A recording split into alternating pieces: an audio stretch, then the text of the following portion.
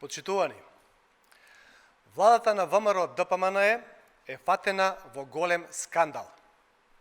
Лице под активна истрага на ОЛАФ, Европската канцеларија за борба против измами, владата ја назначи за прв човек на Националната агенција која располага со парите на Еразмус Плюс.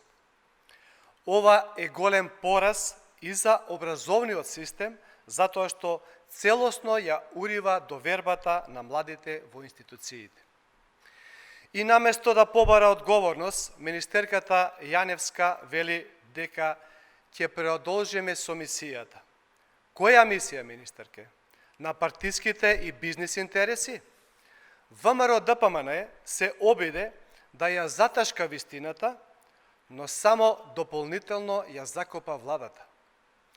Велат дека назначувањето било во координација, обидувајќи се да избегнат одговор на клучното прашање. Дали Европската Унија дала согласност за Ана Михајлов да биде избрана за ВД директорка? Според свиркачите кои до нас ги достави информациите, одговорот е не. Напротив, нашите извори наведуваат дека од Брисел експлицитно било соопштено дека јавниот оглас кој бил објавен е нелегитимен и дека мора веднаш да се повтори за да има нови кандидати. Свиркачите информираат дека меѓу причините за ова е токму кандидатурата на Ана Михајлов, најоспорената личност во целата постапка. Наместо власта да ја почитува процедурата и да побара мислење од Европската Унија за прифатливо лице, нахално и зад грбот на јавноста ја именува истата личност за ВД директорка. Зошто? Од 2014 до 2017 година, во времето кога Михајлов, тогаш Митровска, била одговорно лице за евалуаторите во Националната агенција, заедно со својата кумашинка Дорина Ѓорчева Митровска, биле доделени преку 8 милиона евра. Дали овие 8 милиона евра биле доделени законски или се дел од истрага за проневера на европски пари? Каква е улогата на Бошко Нелковски, првиот директор на агенцијата и ментор на новата ВД директорка?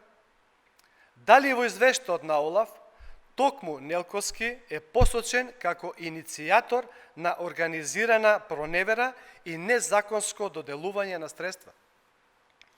Каква е поврзаноста со фирмите Silver Leon Services и Агрономија Органика? Дали овие фирми се дел од истата мрежа на сомнителни тендери и злоупотреби идентификувани од ОЛАФ? Во чии джебови завршиле 8 милиона европски пари?